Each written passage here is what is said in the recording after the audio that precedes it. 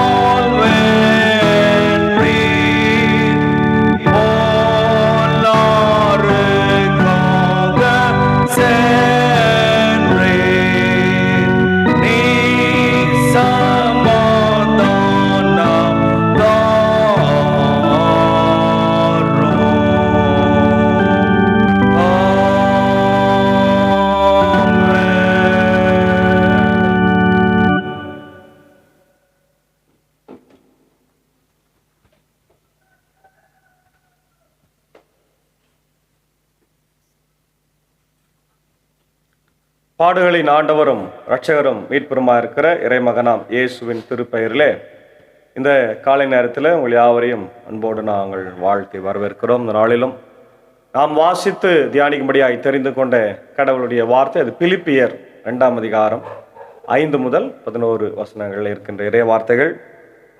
பிலிப்பியர் திருமுகத்தை பற்றி ஒரு அறிமுக உரையை நாம் பார்ப்போம். இத்திருமுகம் ஒற்றுமை பற்றியும் மகிழ்ச்சி பற்றியும் அருமையான கருத்துக்களை எடுத்துரைக்கிறது.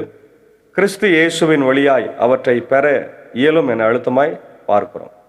ஆசிரியர் பவுல் மிக உயர்ந்த சிந்தனைகள் பலவற்றை கொண்டுள்ள இத்திருமுகம் பவுல் எழுதியவற்றில் மிக சிறந்த திருமுகமாய் பலரால் கருதப்படுகிறது. சூழலும் நோக்கமும் பவுல் தம் 2ஆம் நற்செய்தி பயணத்தின் போது பிலிப்பியில் பலரை மனம் மாற்றினார். சிறைப்பிடிக்கப்பட்டு வியத்தகு முறையில் சிறையிலிருந்து தப்பினார். 3ஆம் நற்செய்தி பயணத்தின் போது அங்கு வந்தார். பின்னாளில் பவுல் சிறைப்பட்ட போது பிலிப்பியர்கள் எப்பாப்ராத்தீத்தரிடம் பணம் கொடுத்து பவுலுக்கு பணிவிடை செய்யுமாறு அவரை அனுப்பினார்கள்.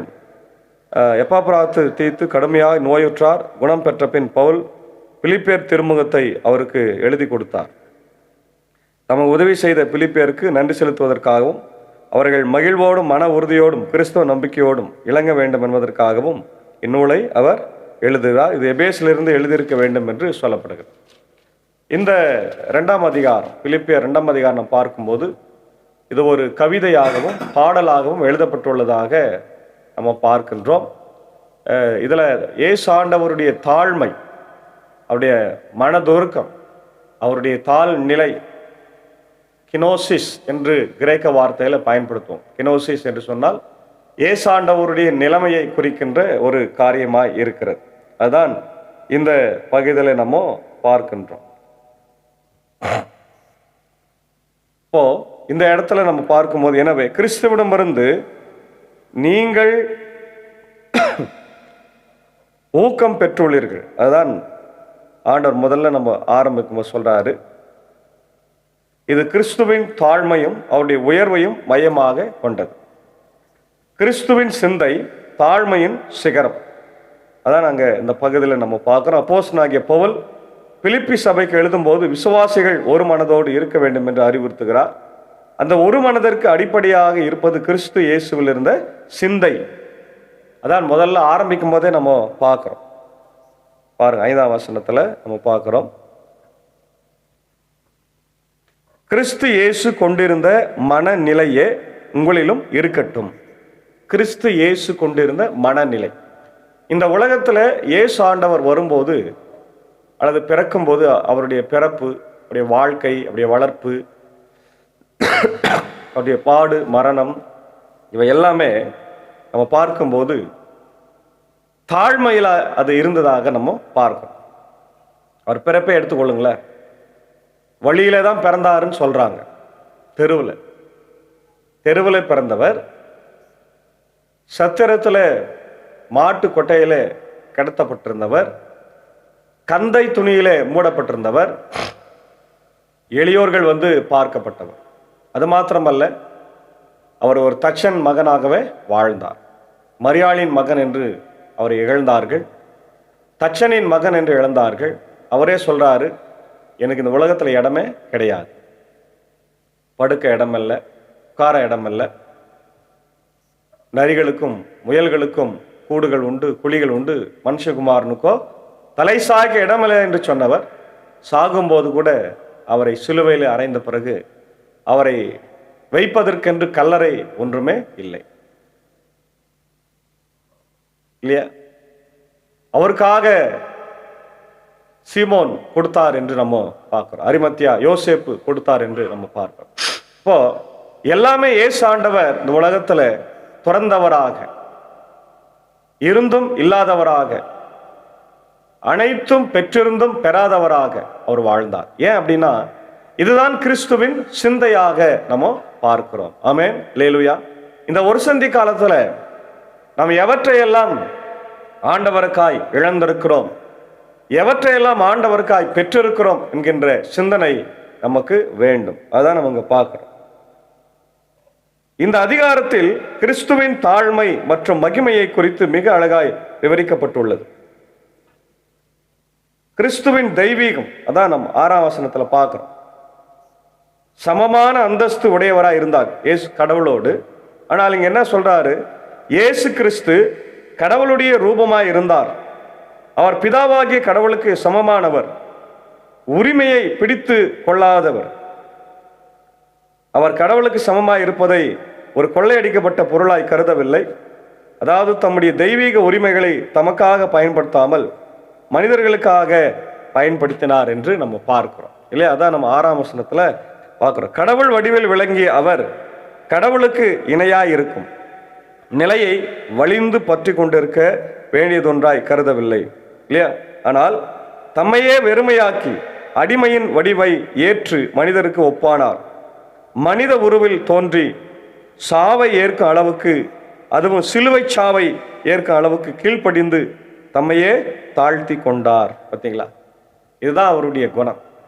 சிலுவை மரணம் வரையிலும் அவர் தம்மை தாமே தாழ்த்தினார். இந்த தாழ்மை, இந்த வெறுமை, இவையெல்லாம் தான் கிறிஸ்துவின் குணங்களாக பார்க்கும். கிறிஸ்து இயேசுவில் இருந்த சிந்தை. இப்ப நமக்கு இந்த சிந்தை இந்த நாளிலே இருக்கிறதா? பாடுகளை பற்றியும் இயேசு ஆண்டவருடைய துன்பங்களை பற்றியும் போதிக்கிற நாம், பேசுகிற நாம், சிந்திக்கிற நாம், உபவாசம் இருக்கிற நாம், ஆலயங்களுக்கு செல்லுகிற நாம், இந்த சிந்தனைகளை நாம் பெற்றிருக்கிறோமா? நம்ம கிட்ட தாழ்மை இருக்கிறதா? நம்ம கிட்ட வெறுமை இருக்கிறதா? யோசித்து சிந்தித்து பாருங்கள். அதான் பார்க்கிறோம். கிறிஸ்து தம்மை தாழ்த்திய விதம் இங்கே நம்ம பார்க்கிறோம். ஒன்று, தம்மையே வெறுமையாக்கினார். தம்முடைய மகிமையை ஒருபுறம் ஒதுக்கி வைத்துவிட்டு மனித உருவெடுத்தார். ஒன்று. ரெண்டாவது, அடிமையின் ரூபம். அவர் ஒரு ராஜாவாகவோ அல்லது அதிகாரியாகவோ பிறக்காமல் சேவை செய்யும் ஒரு அடிமையை போல தம்மை தாழ்த்தினார். அடிமை. மரண பரியந்தம் கீழ்ப்படிதல். பிதாவின் சித்தத்திற்கு முற்றிலும் கீழ்ப்படிந்து தம்மை மரணத்திற்கு ஒப்பு கொடுத்தார். இல்லையா? அது எப்படிப்பட்ட மரணம்? சிலுவை மரணம். அக்காலத்தில் மிகவும் கேவலமான, கொடிதான, வேதனை மிக்க சிலுவை மரணத்தை அவர் ஏற்றுக்கொண்டார். இந்த 4 காரியத்தையும் இயேசுவானவர் தம் வாழ்க்கையில அவர் ஏற்றுக்கொண்டார். இன்னைக்கு நம்ம என்ன ஆண்டவருக்காக ஏற்றுக்கொள்ளுகிறோம்? ஆண்டவருக்காக நம்ம என்ன ஏற்றுக்கொள்ளுகிறோம்? ஆண்டவரை போல வாழ வேண்டும் என்ற சிந்தனைகளை நம்ம பதிவிடுகிறோம், செய்கிறோம், எல்லாம் பண்றோம். ஆனா நம்ம என்ன செய்யறோம்? யோசித்து பார். இந்த சிந்தனைகள், இந்த தாழ்மை, இந்த பொறுமை, இல்லையா, அடிமையின் ரூபம், சிலுவையின் மரணம் நம்மகிட்ட வராது. ஏன்னா நம்ம மனிதர். ஆனால் பொறுமையாகவும் தாழ்மையாகவும் ஆண்டவருடைய பிள்ளையாகவும் நம்ம வாழ முடியும். இன்னைக்கு நிறைய பேர் வாழ முடியாதனால்தான் கிறிஸ்தவத்துல என்ன இல்லை, இன்னைக்கு சாட்சி இல்லை. ராஜாராம் மோகன் ராய் சொன்னார், நான் கிறிஸ்துவை திருமறையிலே பார்க்கிறேன், நேரில் என்னால் பார்க்க முடியலை. ஏன்னா இன்னைக்கு இருக்கிற கிறிஸ்தவர்கள் ஜாதி, மதம், இனம், மொழி அப்படியெல்லாம் அவங்க வாழ்க்கையில பிரிவினைகள் இருக்குது என்று சொன்னார். அவர் தான் எழுதுறாரு the footprints of Jesus Christ அப்படின்னு ஒரு புத்தகத்தை ஒரு பிராமின் ராஜாராம் மோகன் ராய் எழுதுறார். அதே போல இன்னொரு மிகப்பெரிய பேராசிரியராகவும் பிலாசபியில டாக்டரேட் பெற்ற நம்முடைய வேலூர் ஊரிஸ் கல்லூரியில் படித்த டாக்டர் அவர் சொல்றாரு, இயேசு கிறிஸ்துவை என் இருதயம் ஏற்றுக்கொள்ளுகிறது. டாக்டர் வெங்கட்ராமன், என்னுடைய மனம் என்னுடைய மூளை ஏற்றுக்கொள்ளுகிறது. My heart accept Jesus as my savior, but my mind rejects because the Christians are not good fellows. Ambedkar புத்த மதத்தை தழுவினார். இந்து மதத்துல ஜாதி, மதம் எல்லாம் இருக்குது அப்படின்னு சொல்லி அதெல்லாம் வெறுத்து ஒதுக்கிட்டு ஒரு புத்த மதத்துக்கு வரும்போது பிஷப் பிக்கட் அப்படின்றவர் மும்பையில் இருக்கிறார். அவரை கூப்பிட்டு பேசினார். ஐயா, நீங்க கிறிஸ்தவ மதத்துக்கு வாங்க, இங்க எல்லா சலுகையும் உண்டு, எல்லாம் கரெக்டு தாங்க. ஆனால் உங்கள் மதத்தில் என்ன இருக்குது? ஜாதி இருக்குது. எங்கள் மக்களுக்கு ஜாதி, மதம் எல்லாம் வேண்டாம், சமத்துவம் வேண்டும் என்று புத்த மதத்தை தழுவினார். அப்போது இன்றைக்கு ஆண்டவருடைய பிள்ளைகளாய் நம்ம வாழ்ந்து கொண்டிருக்கிறோம். ஆண்டவருடைய பிள்ளைகள் என்று மார்த்தட்டி சொல்லுகிற நாம், நமக்குள்ள என்ன இருக்குது? ஜாதி இருக்குது, மதம் இருக்கிறது, ஏழை, பணக்காரன் என்று பிரிவினைகள் இருக்கிறத. இதெல்லாம் ஆண்டவருக்கு ஏற்புடையதா? சிந்தித்து செயல்படுங்க. இந்த ஒரு சந்தி காலத்தில் இதுதான் ஆண்டவர் நம்மகிட்ட கேட்குறேன். அப்போது 9 முதல் 11 பார்க்கும்போது, கிறிஸ்துவை தம்மை தாழ்த்தியதால் பிதாவாகிய கடவுள் அவரை உயர்த்தினார், மேலான பெயரை கொடுக்கிறார். எல்லா பெயருக்கும் மேலான பெயர் அவருக்கு தரப்பட்டது. முழங்கால் யாவும் முடங்கும், பரலோகம், நரகம் ஆகிய மூன்றிலும், உலகம், பரலோகம், நரகம் எல்லாத்தையும் அவருக்கு முன்பாக முழங்கால் படியிட வேண்டும். அவரை அறிக்கை செய்கிறாங்க. இயேசு கிறிஸ்துவை கர்த்தர் என்று ஒவ்வொரு நாவும் அறிக்கை செய்ய வேண்டும். இது பிதாவாகிய கடவுளுக்கு மகிமை கொண்டு வருகிறது, இல்லையா? அப்போ நம்ம என்ன பண்ணோம்? தாழ்மை, கீழ்ப்படிதல், இது எல்லாத்தையும் நம்ம வாழ்க்கையில செய்யணும், இல்லையா? அதான் பார்க்கிறோம். அப்போ எனவே கடவுளும் அவரை மிகவே உயர்த்தி எப்பெயருக்கும் மேலான பெயரை அவருக்கு அருளினார். ஆகவே இயேசுவின் பெயருக்கு விண்ணவர், மன்னவர், கீழுலகோர் அனைவரும் மண்டியிடுவர். தந்தையாம் கடவுளின் மாட்சிமைக்காக இயேசு கிறிஸ்து ஆண்டவர் என எல்லா நாவும் அறிக்கையிடும் என்று சொல்லப்பட்டிருக்கு. இதற்கு நிறைய வசனங்கள் நமக்கு கொடுக்கப்பட்டிருக்கிறது. நம்ம பார்த்தோம்னா மத்தேயு 11:29 நான் சாந்தமும் மனத்தாழ்மையுமாய் இருக்கிறேன், என் நுகத்தை உங்கள் மேல் ஏற்றுக்கொண்டு என்னிடத்துல கற்றுக்கொள். ஏசு ஆண்டவர் சாந்தமாய் மனத்தாழ்மாய் இருக்கிறதை நம்ம இங்க பார்க்கிறோம். யோவான் 13:14-15 பார்க்கிறோம். ஆண்டவரும் போதகருமாகிய நானே உங்கள் கால்களை கழுவினது உண்டானால் நீங்களும் ஒருவருடைய கால்களை ஒருவர் கழுவ கடுவீர்கள். நான் உங்களுக்கு செய்தது போல நீங்களும் செய்யும்படி உங்களுக்கு மாதிரியை காண்பித்தேன். அப்போ ஏசு ஆண்டவர் எவ்வளவு தாழ்மையா சீடர்களுடைய கால்களை கழுவினார் என்பதை சிந்திங்க. 2 கொரிந்தியர் 8:9 பார்க்கிறோம். நம்முடைய கர்த்தராகிய இயேசு கிறிஸ்துவினுடைய கிருபையை அறிந்திருக்கிறீர்களே, அவர் ஐஸ்வர்யம் உள்ளவராய் இருந்தும் நீங்கள் அவருடைய தரித்திரத்தினாலே ஐஸ்வர்யங்களாகும்படிக்கு உங்கள் நிமித்தம் தரித்திரர் ஆனாரே. நம்ம நிமித்தம் அவரு தரித்திரர் ஆயிருக்கிறார். எபிரேயர் 5:8 அவர் குமாரனாய் இருந்தும் பட்ட பாடுகளினாலே கீழ்ப்படுதலை கற்றுக்கொண்டார். பார்த்தீங்களா? அடுத்தது யோவான் 1:1 பார்க்கிறோம். ஆதியில இருந்த வார்த்தை கடவுளிடத்திலிருந்து வந்த வார்த்தை. யோவான் 10:30 நானும் பிதாவும் ஒன்றாயிருக்கிறோம் என்று சொல்லுகிறார். கொலோசியர் 1:15 அவர் அதரிசனமான கடவுளுடைய தற்ஸ்வரூபமும் சர்வ சிருஷ்டிக்கு முந்தின பேரானவர் என்று நம்ம பார்க்கிறோம். அப்போ ஏசாயா 45:23 பார்க்கிறோம். முழங்கால் யாவும் எனக்கு முன்பாக முடங்கும், நாவு யாவும் என்னை முன்னிட்டு ஆணையும் என்ற வாயிலிருந்து புறப்படுகிற வார்த்தை சொன்னது என்று சொல்லப்பட்டிருக்கிறது. ஆகவே அவரை உன்னதங்களிலே தம்முடைய வலது பாரசத்தில் உட்கார வைத்து எல்லா துரைத்தனத்திற்கும் அதிகாரத்திற்கும் வல்லமைக்கும் கர்த்தத்துவத்திற்கும் மேலான அவரை உயர்த்தினார். வெளிப்படுத்தல் 5:12 அடிக்கப்பட்ட ஆட்டுக்குட்டியானவர் வல்லமையும் ஐஸ்வர்யத்தையும் ஞானத்தையும் பலத்தையும் கனத்தையும் மகிமையும் துதியையும் பெற்று இருக்கிறார். ரோமர் 14:11 ஒவ்வொரு முழங்காலும் எனக்கு முன்பாய் முடங்கும், ஒவ்வொரு நாவும் கடவுளை அறிக்கை பண்ணும் என்று கர்த்தர் சொல்லுகிறார். அன்பான தேவ பிள்ளைகளே, இந்த வார்த்தைகளை எல்லாம் நம்ம யோசித்து பார்த்து இயேசு ஆண்டவர் செய்த 4 காரியங்கள், தாழ்மை, பொறுமை, அடிமை, சிலுவையின் மரண பரியந்தம், இதெல்லாம் நம்ம வாழ்க்கையில நம்ம செய்தோம்னு சொன்னா நிச்சயமா ஆண்டவருடைய பிள்ளையாக நாம் சாட்சி கொடுக்க முடியும் என்பதை இந்த நேரத்தில் ஆண்டவர் நமக்கு புரிய வைக்கிறார். கடைசி வரையில அவர் அப்படிதான் வாழ்ந்தார். எனவே அப்படிப்பட்ட ஒரு இறை வாழ்வை வாழ்ந்து ஆண்டவருக்கு ஏற்புடைய வாழ்க்கையை வாழ தூய ஆவியானவர் நமக்கு உதவி செய்து இந்த ஒரு சந்தி காலத்துல சிலுவைக்கு நிறைய வாழ காப்பாராக. ஆமென். ஜெபிப்போம். மகா இரக்கமும் கிருபை நிறைந்த நல்ல ஆண்டவரை, காலை வேலைக்காய் நன்றி சொல்லுகிறோம். எங்களுக்காய் கல்வாரி சிலுவையில பாடுபட்டு மரித்த ரத்தம் சிந்தி உம்முடைய சிந்தையை எங்களுக்காய் வெளிப்படுத்தினீர். உம்முடைய சிந்தையை உடையவர்களாய் நாங்கள் வாழ தூய ஆவியானவர் உதவி செய்ய வேண்டுமா ஜெபிக்கிறோம். இந்த வார்த்தைகளை கேட்டுக்கொண்டிருக்கிற அகில உலகத்தில் இருக்கிற மக்கள், America, UK, Australia, New Zealand, Philippines, gulf கண்ட்ரிஸில் இருக்கிற மக்கள், ஆஸ்திரேலியா, நியூசிலாண்டில், இந்தியாவில், ஏஷியாவில் ஆண்டில் இருக்கிற மக்கள், விசேஷமாக அவசர ஜபமாக ஆண்டவரை ஈரான், இஸ்ரேல், அமெரிக்கா போருக்காக ஜெபிக்கிறோம். இதனால உலக வர்த்தகமே பாதிக்கப்பட்டு பெட்ரோல், டீசல், எல்பிஜி எல்லாம் பாதிக்கப்படுகிறது. ஏழை எளிய மக்கள் வரை இந்த தட்டுப்பாடு போகிறதை கண்ணோக்கி பார். எங்களை ஆண்டவரை மன்னித்து பாவக்குற்றங்களை மன்னித்து ஒரு விஷயம் கூட அந்த போர் நிற்க வேண்டும் என்று நான் ஜெபிக்கிறேன். அதே போல அவசர ஜபமாக பெண்களும் குழந்தைகளும் பாதிக்கப்படுறாங்க, பல மக்கள் இறந்து போறாங்க. கண்ணோக்கி பார்த்து எங்களை காப்பாற்றும் ஆண்டவர். அதே போல இந்த நாட்களிலே இது அவசர ஜபமாக +2 தேர்வுக்காக 10th தேர்வுக்காக ஜெபிக்கிறோம். கண்ணோக்கி பாரும். அநேக மக்கள் எழுதுறாங்க, வெற்றி பெற கிருபை தார். மற்ற தேர்வு எழுதுவதை கர்த்தர் ஆசீர்வதியும். நாள் இந்த ஊழியத்தில் இருக்கிற நண்பர் சாரியும் ஏஞ்சக்காவையும் அன்பான பிள்ளைகள் மாத்தால் மரியாளையும் நண்புகுற சாகு சாரி டீச்சரையும் அடியனையும் குடும்பத்தையும் ஊழியத்தையும் ஆசீர்வதிங்க. மனைவி பிள்ளைகளை ஆசீர்வதிங்க. மெலங்தன் 10th எழுதி கொண்டிருக்கிறான், வெற்றி பெற கிருபை தார்.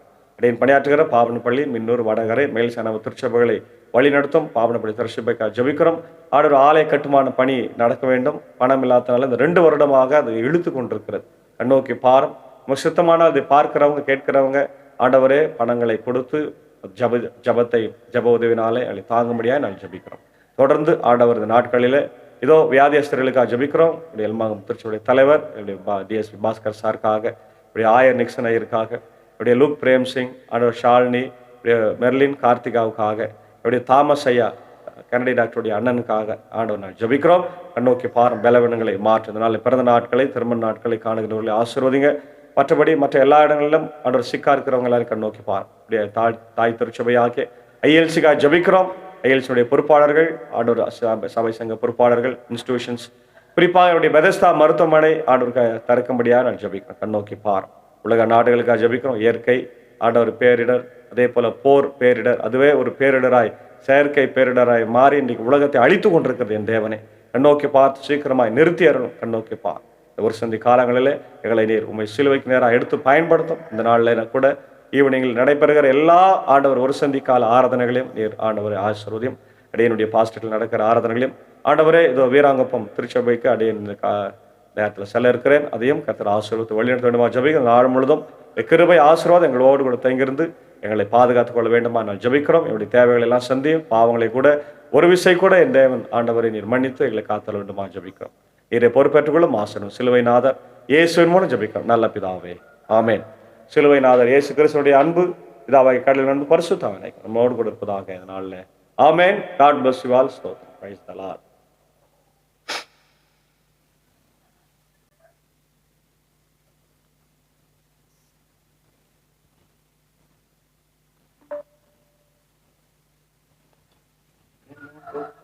Thank you.